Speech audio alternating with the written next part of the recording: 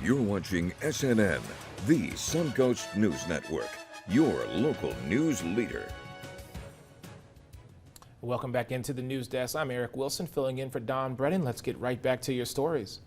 An alarming trend. School districts continue to see spikes of teachers' turnover as more educators are choosing to leave their profession. But what does that mean for students across the country? Stephanie Goss has been following this story for us. Across the country, fed-up teachers, many tired of long hours and low pay, are calling it quits. In one Virginia county, they are hoping a $3,000 bonus will keep teachers from leaving the job.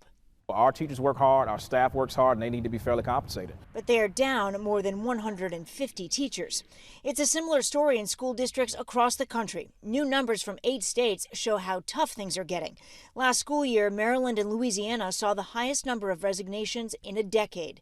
In Washington state, it was the highest number in 3 decades. When everything shut down and COVID kind of took full swing, that was my first year in the classroom. Angela Tilson resigned from her teaching job in Massachusetts last December. COVID is still very much affecting the education system. The gaps are striking, and there's only so much that you can do as one person in the overload of work. It sounds like you reached a real breaking point.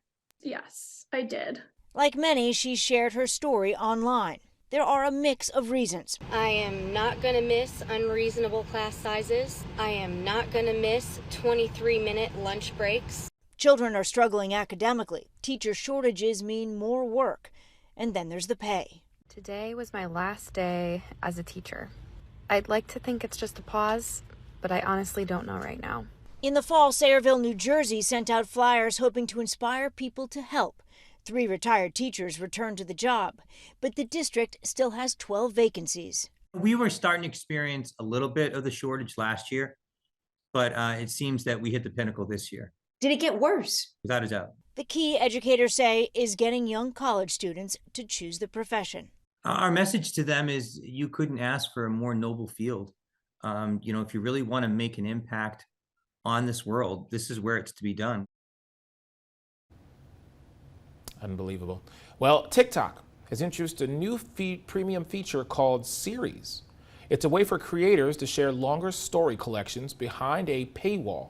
Creators can decide how much they want their content to cost. Viewers can then purchase it via direct in-video links or through a creator's profile. Each series can include up to 80 videos that can be 20 minutes long. Right now, the new feature is only available for select users. Applications for more people to join will open in the coming months. It's a medicine commonly used to treat people with breathing problems. But liquid albuterol is in short supply, and the shortage is expected to get even worse. In today's Health Minute, Mandy Gaither explains what led to the shortage and what health experts say you need to know if you can't get this medicine. It's a potentially life-saving drug that's been on the U.S. Food and Drug Administration's shortages list since October, and the liquid albuterol scarcity is expected to get worse after a major supplier to U.S. hospitals recently shut down.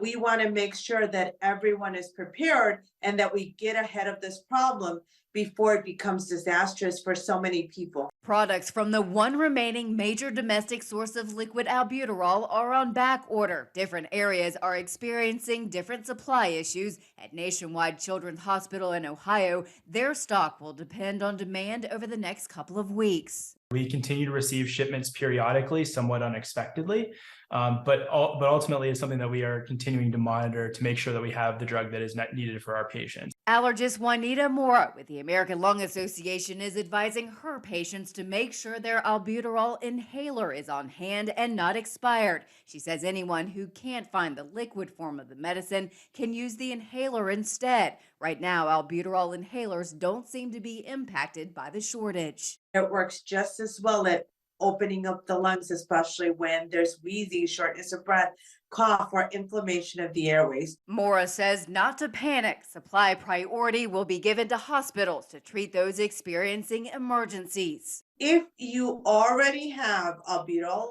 in liquid form at home, there's no need to rush and get more. For Health Minute, I'm Mandy Gaither. The allergists say there are also other medications that can help. She says, talk to your doctor about the options that are right for you.